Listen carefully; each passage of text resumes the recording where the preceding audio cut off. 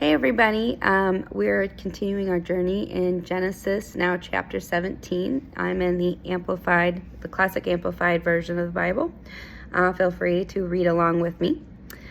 When Abram was 99 years old, the Lord appeared to him and said, I am the Almighty God. Walk and live habitually before me and be perfect, so blameless, wholehearted, and complete. And I will make my covenant, solemn pledge between me and you, and will multiply you exceedingly. Then Abram fell on his face, and God said to him, As for me, behold, my covenant, a solemn pledge, is with you, and you shall be the father of many nations. Nor shall your name any longer be Abram, so high exalted father, but your name shall be Abraham, father of a multitude. For I have made you the father of many nations. And I will make you exceedingly fruitful, and I will make nations of you, and kings will come from you. And I will establish my covenant between me and you and your descendants after you throughout their generations for an everlasting solemn pledge to be a God to you and to your posterity after you. And I will give to you and your posterity after you the land in which you are a stranger, going from place to place, all the land of Canaan for an everlasting possession, and I will be their God.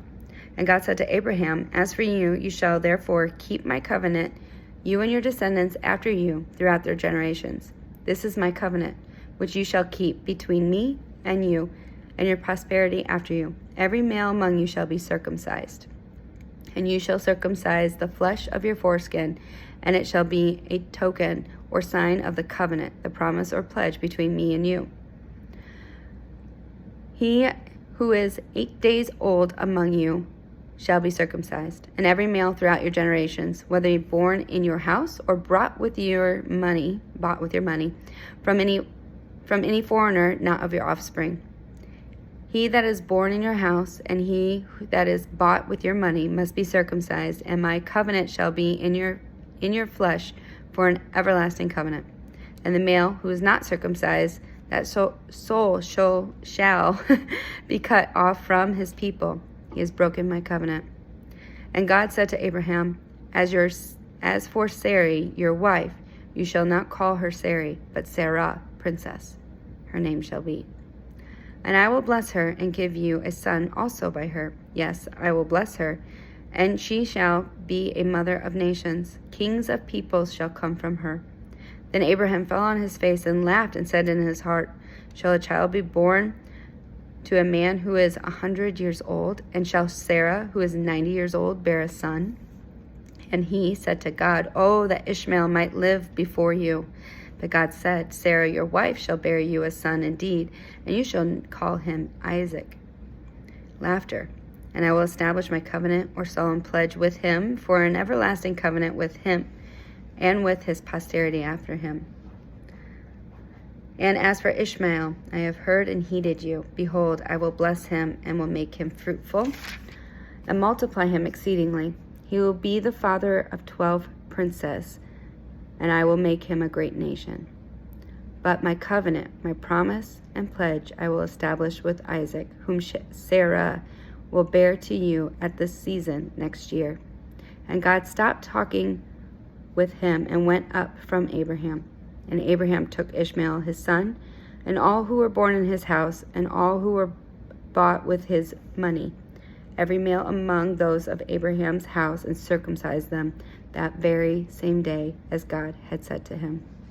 And Abraham, who was 99 years old when he was circumcised, and Ishmael his son was 13 years old when he was circumcised.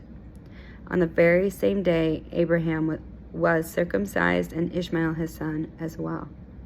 And all the men of his house, both those born in the house and those bought with money from a foreigner, were circumcised among him. Interesting, right? So, a couple things. First of all, there at the end, if you notice, in the verses 23, 24, 25, 26, and 27 repeat themselves over and over, that Abraham and Ishmael and those born in the house and those bought were all circumcised. They say it over and over.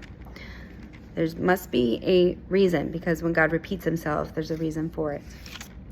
So that's the physical set apart of being in a covenant with God. that they have. I cannot imagine what those men thought when Abraham said, "We are doing this, or you're being cut off." I can't imagine a 13-year-old son being like, okay. I'm sure that wasn't easy, and I'm sure they were all in pain during that time. But here we also see God changing their names, Abram to Abraham, Sarai to Sarah. So that's really cool that God saw them. It was a long period of time between the time that God initially promised him this and when this happened. So that was a long time of not hearing from God. We all go through seasons where we feel like we don't hear from God, but now we're in a different covenant with him where Jesus paid for us to be in relationship with God on a regular daily basis. Back then it was not the same way. When Adam and Eve left the garden, they didn't have daily interactions with God the same way that they knew it in the garden. So Abraham going that period of time would have been very difficult. And then here he is falling on his face before the Lord, and his name is being changed. And he's being blessed, and his generations are being blessed. So kind of a cool chapter, very interesting, the different layers of things that happened during this. And that's kind of it for today. I hope this is helping you, and have a great day.